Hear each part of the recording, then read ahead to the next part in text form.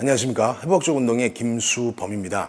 여러분들 지난 시간에 배웠던 내용을 조금 살펴보면 결국 팔을 내리고 있는 해부학적 자세에서는 약 7.5에서 8.5 정도의 견봉화 공간에 구조적인 공간적 위치가 생긴다라는 거를 배웠고, 그 사이에 극상근의 힘줄이나 벌사라고 하는 윤활집의 높이가 약 7mm 정도의 공간을 메우고 있다. 그러니까 사실은 미니멈적으로 보면 이미 이 공간은 메워져 있는 상황인데 80도에서 90도 범주가 되면 2mm로 줄어드니 사실은 사이드 레터럴 레이즈를 실시하는 그 자체는 이미 압박이 된 상태라는 걸 알 수 있었습니다. 자, 그런데 전거근의 인페리어 파이버라고 불려지는 하부 섬유가 구심성 수축을 사전에 진행을 한다면 견봉화 공간이 180도에서 완전 벌림을 수행하고자 할 때 나오는 그 각도인 AC 관절 기준으로는 30도, ST 관절 기준으로는 60도의 값을 90도에서도 유지하게 되다 보니 완전 벌림에서 요구됐던 그 공간적인 크기의 유지 능력이 90도에서 일어나는 거기 때문에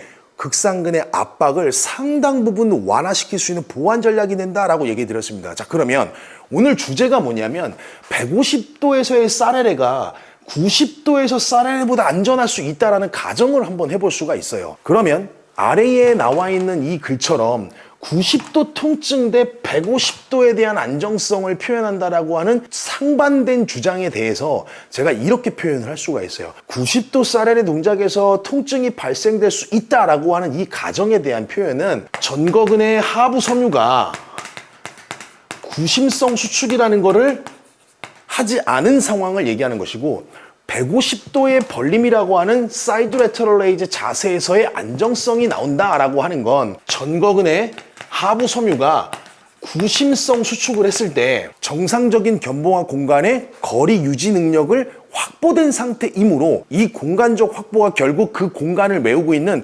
극상근이나 벌사와 같은 대표적인 기준의 어떤 조직들을 좀 더 압박으로부터 상쇄시킬 수 있는 요인이 된다라는 걸로 해석을 해볼 수가 있어요. 그래서 사이드 레터럴 레이즈는 꼭 90도의 개념을 접근하는 것이 아니라 충분히 그거보다 더 큰 값을 만들어낼 수 있다는 의미로 생각해 보시면 좋을 것 같아요. 자, 이 내용을 제가 견갑상한 리듬 기준에서 한번 설명을 해보겠습니다. 자, 사이드 레터럴 레이즈를 진행하는데, 자, 90도 대 150도예요. 아마 90도라는 건 팔뼈 기준으로 한 요 정도 각도를 얘기할 거예요. 제가 벡터로 표시할게요. 자, 근데 150도라는 거는 한 요 정도 값으로 제가 볼 수 있을 것 같아요. 얘를 150도 정도로 보고요. 얘를 90도 정도로 보자고요. 자, 그러면 이 상황에 대한 사이드 레터럴 레이즈와 이 상황에 대한 사이드 레터럴 레이즈는 뭐가 다른 거죠? 얘는 전거근이 구심성 수축을 통해서 어버드 로테이션을 한 거예요, 안 한 거예요? 안 한 상황이에요. 그래서 압박성 스트레스가 높아질 수 있다는 가정을 표현한 것이고, 얘는 전거근의 구심성 수축이 된 거예요. 그러니까 여기서 보시는 바와 같이 180도를 완전 벌림을 하는 그 과정은 어깨뼈라는 녀석과 윗팔뼈가 서로 합산된 각도의 무게를 표현하는 숫자예요. 그래서 얘를 조금 인수분해를 해보면 윗팔뼈 입장에서는 약 120도 정도가 되고, 더하기 견갑골이라고 하는 어깨뼈 입장에서 놓고 보면 약 60도예요. 자, 그런데 60도라고 하는 건 ST 관절 입장이고 여기는 AC 관절이에요. 그래서 AC 관절은 여기다 추가를 해놓으면 30도 정도로 보시면 돼요. 자, 그러니까 이 얘기를 바꿔서 좀 설명해보면 완전 벌림에서 요구되는 각도를 팔을 내렸는데 어깨뼈가 이미 다 돌아가 있는 상황을 만들어주는 거예요. 자, 그러면 내가 이 어깨뼈가 다 돌아가 있는 상황인 이 상황에서는 자유롭게 움직임이 가능하겠죠. 근데 어깨뼈가 돌아가지 않는 상황으로 해놓으면 이 상황이 올라갈 때 물리적인 스트레스가 나올 수 있다는 개념으로 생각해 보시면 돼요. 좀 억지스럽긴 해도. 자, 그랬을 때 상대적으로 어깨뼈가 이미 상방회전을 한 상황에서 견봉화 공간을 충분하게 열어두고 그 공간을 메우고 있는 극상근의 힘줄이나 또는 벌사라고 하는 윤활집의 구조적인 압박을 상쇄시킬 수 있는 기전을 만들어 놓고 가는 것과, 상당 부분 상방회전을 시키지 않고 사이드 레터럴 레이즈를 시행해서 8, 90도에서 공간적인 크기가 가장 최소의 단위를 이루는 상황에서의 압박성 스트레스를 높이는 것 중 운동이 장기적인 전략으로 가는 관점에서 누가 더 구조적인 문제를 더 높여갈 수 있을까요?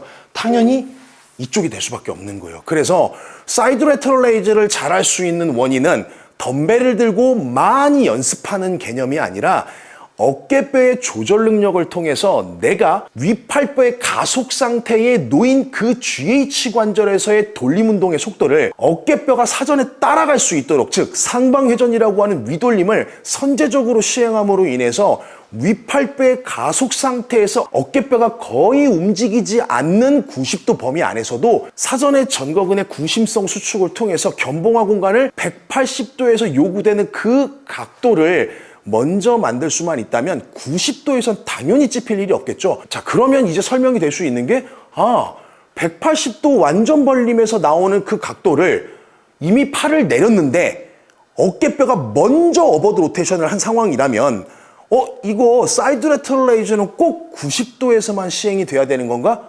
아니라는 의미가 되는 거예요. 자, 그러면 제가 이거를 실습으로 한번 보여드릴 테니까 선생님들이 한번 요거를 보시고 따라해 보시면 아마 델토이드의 측면 삼각근의 엄청난 자극이 어떤 식으로 안전하게 전달되는지를 체득하실 수가 있을 겁니다. 그래서 저는 이걸 강조형으로 좀 표현드리면 어깨 운동을 잘할 수 있는 원인은 어깨뼈에 있는 거예요. 어깨 운동이니까 윗팔뼈에 있는 게 아니라는 거예요. 용어 그대로 좀 받아들이시면 다소 억지스러워도 선생님들께서 운동을 끌고 가는 데 있어서 좀 더 의미 부여를 하고 어깨 운동을 시작하는 그 단계에서는 상완골이라고 하는 윗팔뼈를 따라서 어깨뼈로 들어와서 쇄골로 들어와서 흉골로 들어가고 갈비뼈 타고 쏘라식으로 가는 개념의 운동들이 상체 운동의 기본이 되겠지만 사이드 레터럴 레이즈의 운동의 특성상 상완골과 견갑골과 쇄골에 대한 기존의 운동 성능의 일부분을 굉장히 강조하듯이 사용하는 운동이다 보니 그 중심에 있는 어깨뼈의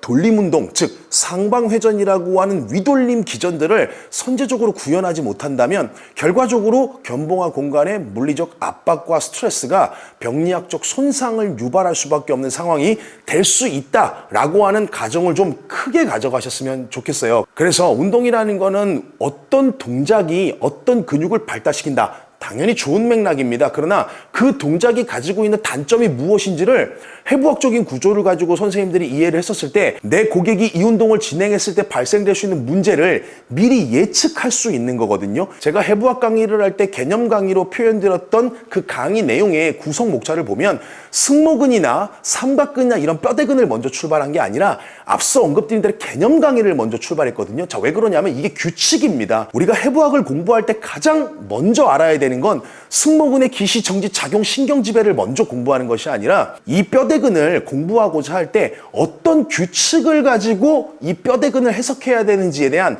원론적인 기준을 알아야 되는 거거든요. 그랬을 때 이 뼈대근이 말하고자 하는 기준이 뭔지를 예측을 할 수 있는 거예요.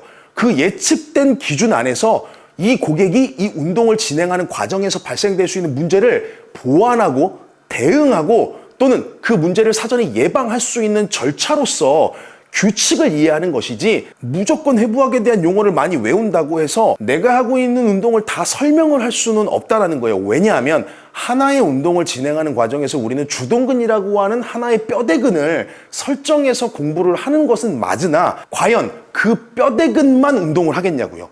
미드 트라페지우스라고 하는 중부 승모근을 운동하는데 능형근이 작용을 안 하나요? 불가능한 거예요. 델토이드가 운동을 하는데 전완근이 힘 발생을 안 하나요? 아니에요. 손목의 불안정성에 의해서 어깨에 기능적인 문제가 발생될 수도 있고 손목의 안정성을 통해서 어깨가 더 좋아지는 발달 구조를 가져갈 수도 있는 거거든요. 이건 역학적 흐름에 의해서 그럴 수밖에 없는 거예요. 힘이 주어지는 시점에서부터 끝점까지 오기 위한 그 과정들을 우리가 알고 있었을 때 비로소 힘에 대한 방향성을 이해할 수 있고 구조적인 문제에 대한 손상을 일으킬 수 있는 기준들을 예측할 수 있는 거예요. 그래서 하나의 뼈대근부터 명확하게 공부하고 가자라고 하는 그 개념하에서 하나의 뼈대근들을 공부하는 것이지 그것만 공부한다고 해서 운동이 잘 될 수는 없다라는 거예요. 이 모든 것들이 다 합쳐져야 된다는 거예요. 그래서 연속성을 가지고 봐야 된다라고 하는 개념으로 생각해 보시면 좋을 것 같고요. 자, 이제 사이드 레터럴 레이저 제가 150도에서 트레이닝하는 방법들을 좀 보여드리도록 하겠습니다.